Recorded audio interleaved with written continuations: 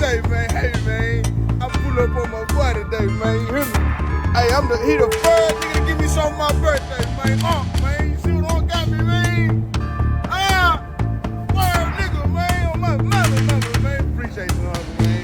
My nigga, man. And he got that daddy cowboy on, man. Man. I'm a daddy cowboy fan.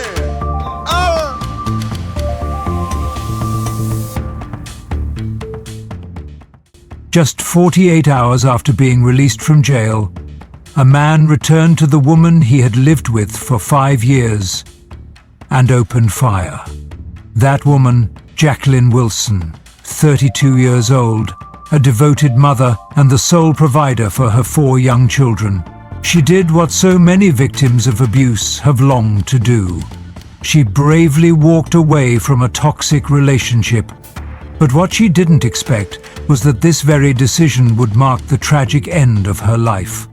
The murder took place right inside the small apartment Jacqueline called home, in front of her 2 innocent children. And the one who pulled the trigger was none other than the man who once promised to protect her for life. The question is, how could a man with a violent past, who had previously been charged with strangling the very same victim until she nearly died, be granted bail for just $7,500? Why was he allowed to roam free, and why was there no warning given to Jacqueline that he was coming back? This is not just a murder case.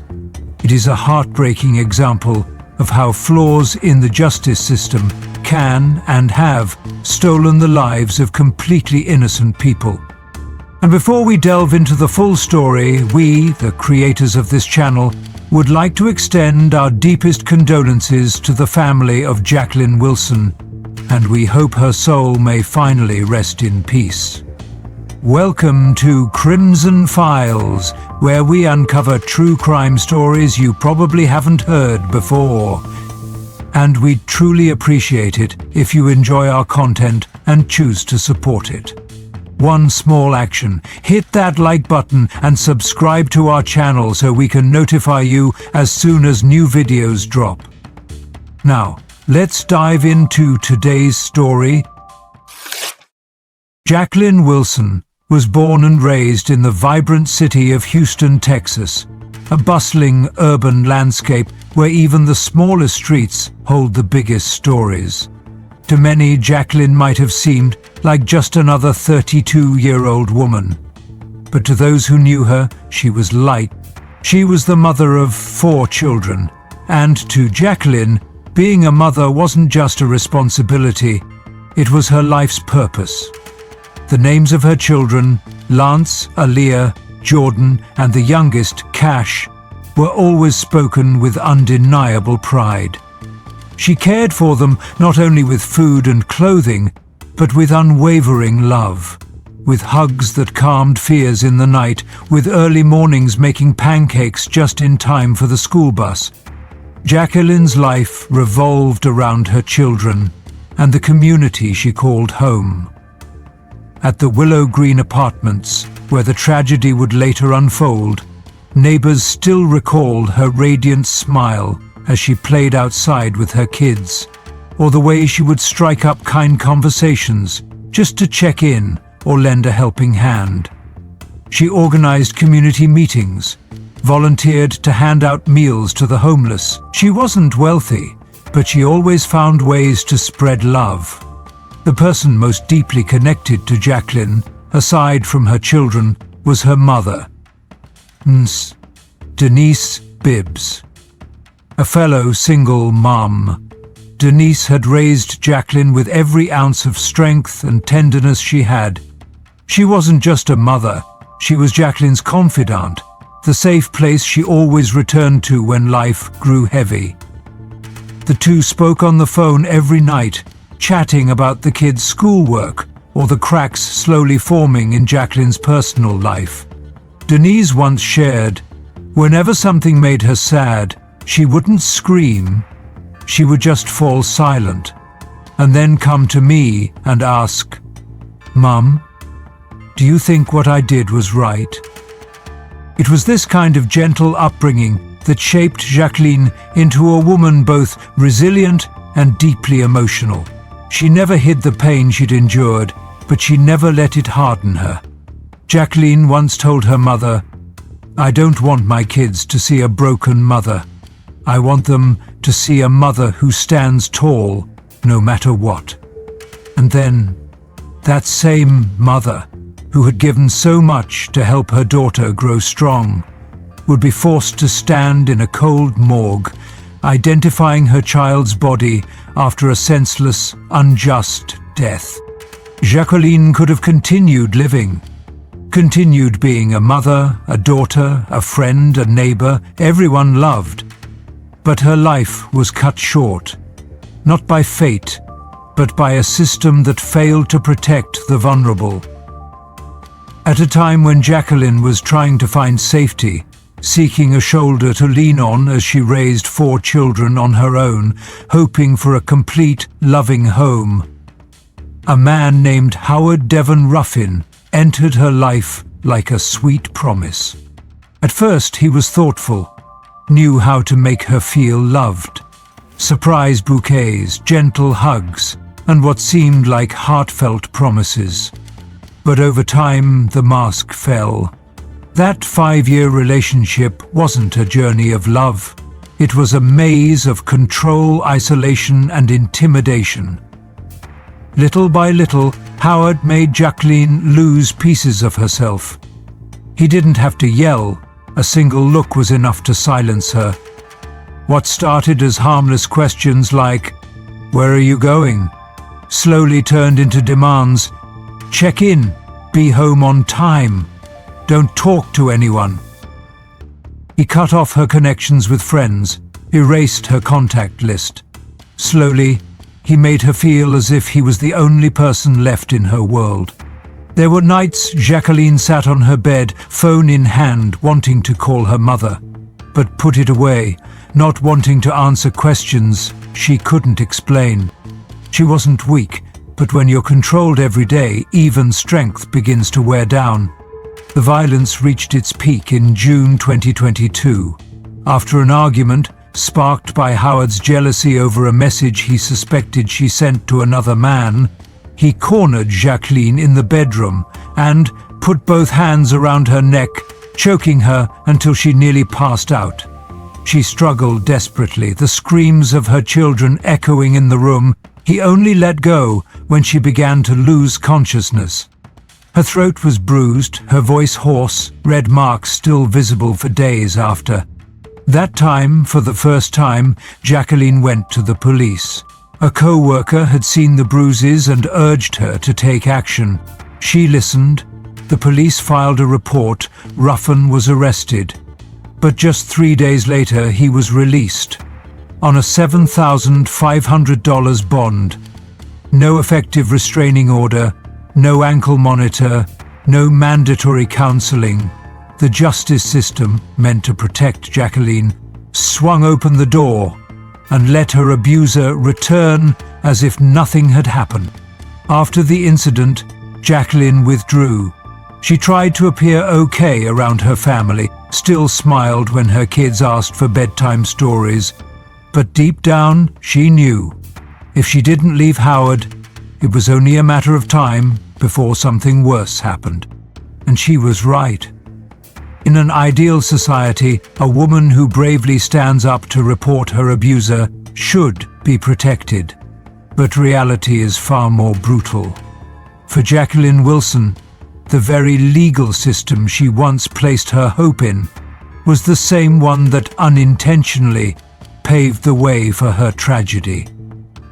Howard Devon Ruffin was not a normal man. He had a clear history of violence, previously convicted of assaulting his girlfriends, abusing family. Each time he was arrested, he was released, and each time the consequences became lighter. In 2022, after the strangulation incident, he was charged with aggravated assault, a felony under Texas law. But everything fell into a blind spot in the system. No one arrested him immediately. No one monitored him for nearly a year and a half. It wasn't until he was pulled over for a traffic violation in Maverick County that the outstanding warrant was finally enforced.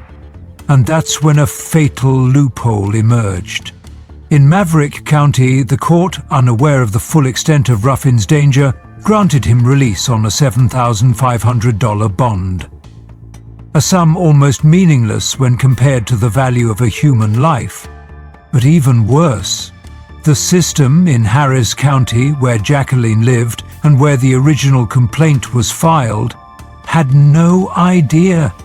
For 16 months, not a single agency was alerted that a man who once nearly strangled a woman to death was freely roaming the streets. No GPS monitoring, no probation, no alerts, no supervision. Then, on September 25th, 2024, Howard Ruffin appeared in court in Harris County. But instead of being detained for risk reassessment, the judge upheld the same old bond from Maverick County. No increase, no reconsideration, no reflection on his violent past. Just a quick hearing, less than 10 minutes. 5 days later, Jacqueline Wilson was shot to death inside her own apartment, while her 2 children were eating breakfast. The system never held back the man who once choked her. The system simply let go. This wasn't the fault of one person.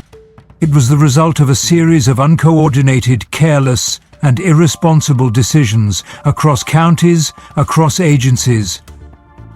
If Maverick County had shared the data, if Harris County had reassessed the bond, if there had been electronic monitoring, if a victim alert had been issued, if just one of these things had happened, Jacqueline might still be alive. But none of them did, and the price paid, it was the life of a mother and a childhood forever scarred for 4 innocent children. September 30, 2024. After years of being suffocated in a toxic relationship, Jacqueline Wilson finally made a decisive choice. She would never go back to Howard Ruffin. It wasn't just a decision to leave. It was an act of reclaiming her freedom. She asked her brother and cousin to help. They carefully packed up every belonging of Ruffin's. Clothes, electronics, personal items. Everything was boxed up and moved to a storage unit on the other side of the city. The locks on the apartment were changed. The kids' pick-up schedule, mealtimes, bedtimes, all reorganized. Jacqueline wasn't just cleaning up her apartment, she was rebuilding her life. That evening, neighbors recalled seeing her return home after dinner with her kids, a faint smile appearing on a face that had grown far too used to exhaustion. It was the look of relief, like she could finally breathe after months of drowning in fear. She texted Ruffin's sister, informing her that all of his things had been moved out, with one clear request. Please, don't let him contact me again. It's over. But for Ruffin, this was only the beginning. October 1. In just 2 hours that night, Howard Ruffin called Jacqueline 27 times. She didn't answer, not once. He then began threatening their mutual friends, texting messages like, "She thinks she can leave me. I'll make her regret it." The threats spread quickly and eventually reached Jacqueline, but she didn't report it to the police. Perhaps she'd grown numb to the yelling, the intimidation.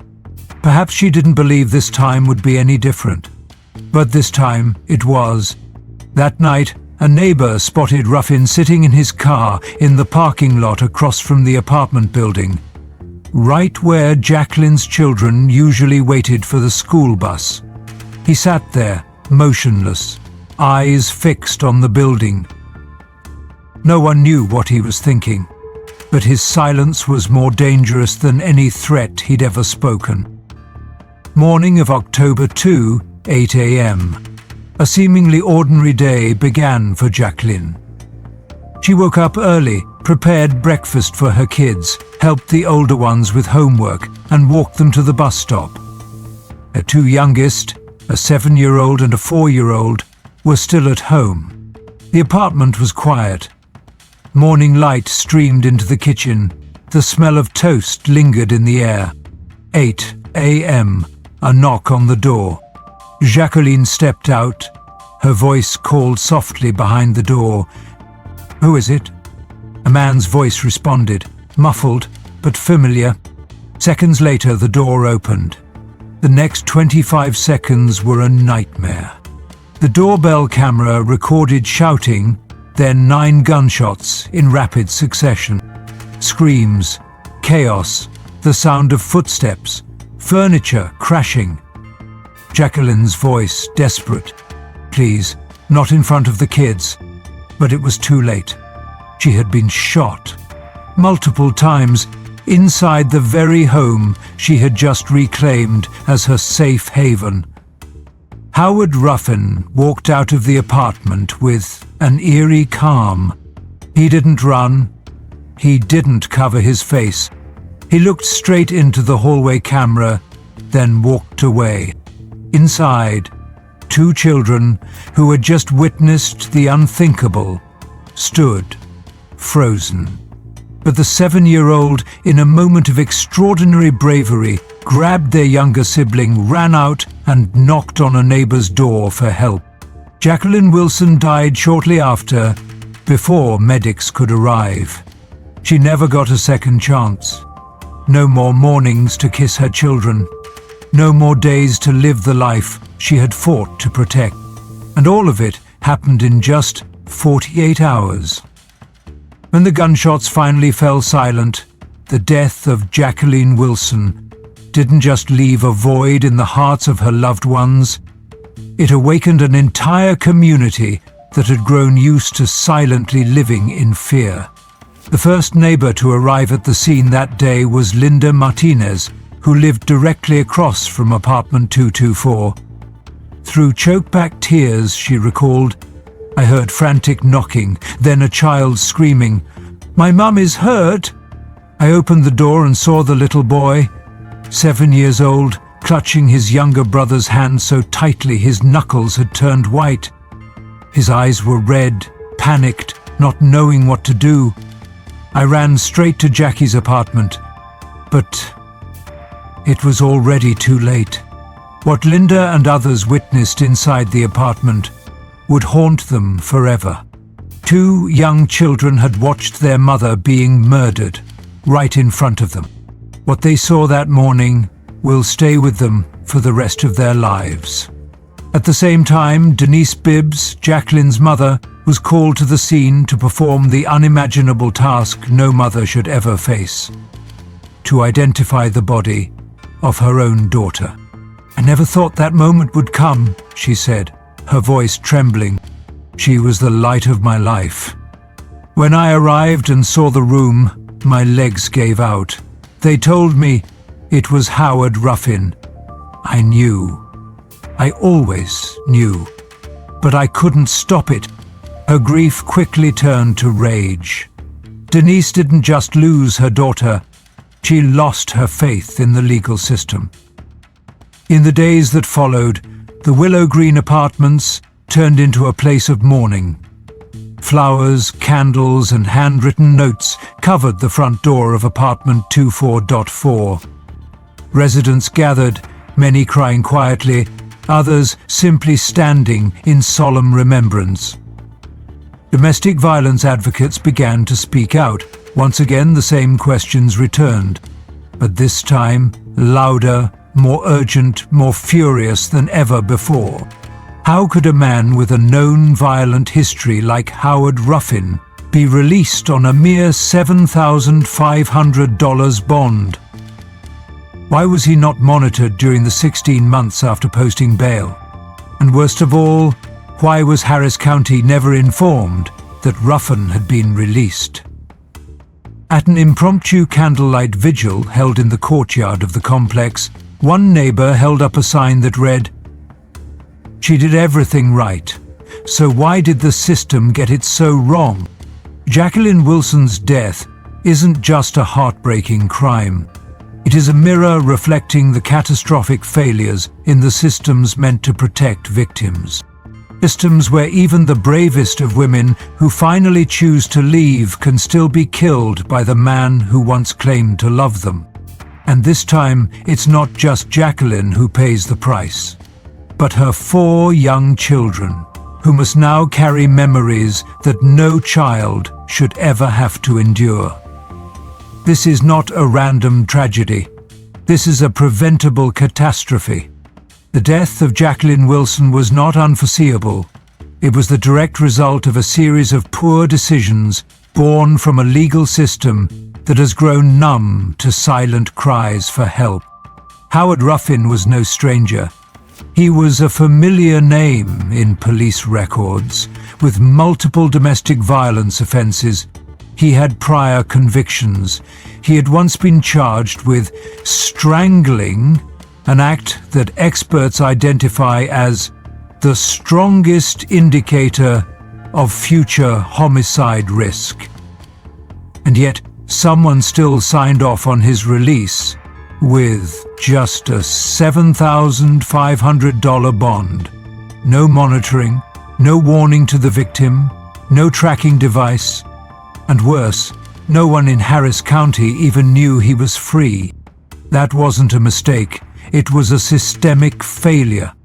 In law, there is a concept called coercive control, when one person in an intimate relationship uses psychological and emotional strategies to control the other, dictating what she says, where she goes, who she sees, until she's no longer herself. Jacqueline lived under that control, where abusive behaviors were disguised as love. Howard Ruffin didn't just hurt her physically. He crushed her self-worth, isolated her from family, and made her believe everything bad that happened was her fault. This wasn't just abuse. It was intimate terrorism, a kind of violence that destroys the soul long before it kills the body. And when Jacqueline finally found the courage to pack his things, to walk away, to reclaim life for herself and her children, the system did not stand with her. No one protected her, no one warned her, no one stopped the killer from returning to his victim. She did everything right, but the system got it wrong. From this story, there are 3 truths I want to leave with the audience. 1. Don't underestimate the signs of coercive control. Abuse doesn't always begin with a slap. It starts with sweet threats, vague jealousy, and ends in blood-soaked silence. 2. The law must change. No one with a violent history should be walking free on a few $1,000s. Counties must share information. Every restraining order must come with real enforcement, not just a piece of paper. 3. Society must wake up. Domestic violence doesn't just happen in movies. It happens in the apartment next door. It happens to women you know who stay silent because they think no one will believe them, and too often, they're right. We can't change the past, but we can stop this from happening again. Jacqueline Wilson's death must not be forgotten. It is a wake-up call to all of us that when the law doesn't act, blood will be spilled. Love, if it's truly love, doesn't control. It doesn't threaten, and it certainly doesn't kill. Love doesn't make you afraid to walk through your own front door. Love doesn't leave you lying awake at night, fearing for your life and the safety of your children. Anything that makes you feel small, trembling, and silences your voice, that is not love. Jacqueline Wilson loved, and she believed that love could change, but she paid for that belief with her life. We cannot change the past, but we can change the future. Today you are hearing Jacqueline's story, but out there are hundreds, thousands of other women living in fear, in isolation, in relationships that seem quiet on the outside, but are silently dangerous. They don't need more advice, they need more empathy. They need ears that will listen. They need a society that won't turn its back. If this story means something to you, please share it. Share it not just to remember Jacqueline, but to warn, awaken, and maybe save someone else standing on the same edge she once stood on. Hit the follow button and help spread these crucial messages, because every share, every view, might be a hand reaching out to pull someone from the darkness. And if someone out there is listening, someone living in a relationship that makes you feel suffocated, powerless, walk away. Don't wait another day. Believe that you deserve a life that is safe, peaceful, and no one has the right to take that away from you. Jacqueline's mother, Denise, lost her daughter in a grief too deep for words, but she refuses to let that pain be silent.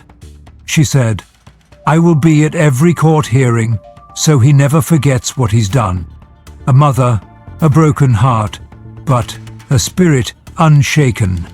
And we, the rest of us, must stand with her, not just in the courtroom, but in our everyday actions, when we speak up, when we protect victims, when we refuse to tolerate evil. Because if we stay silent, there will be another Jacqueline, and next time no one may hear her cry for help.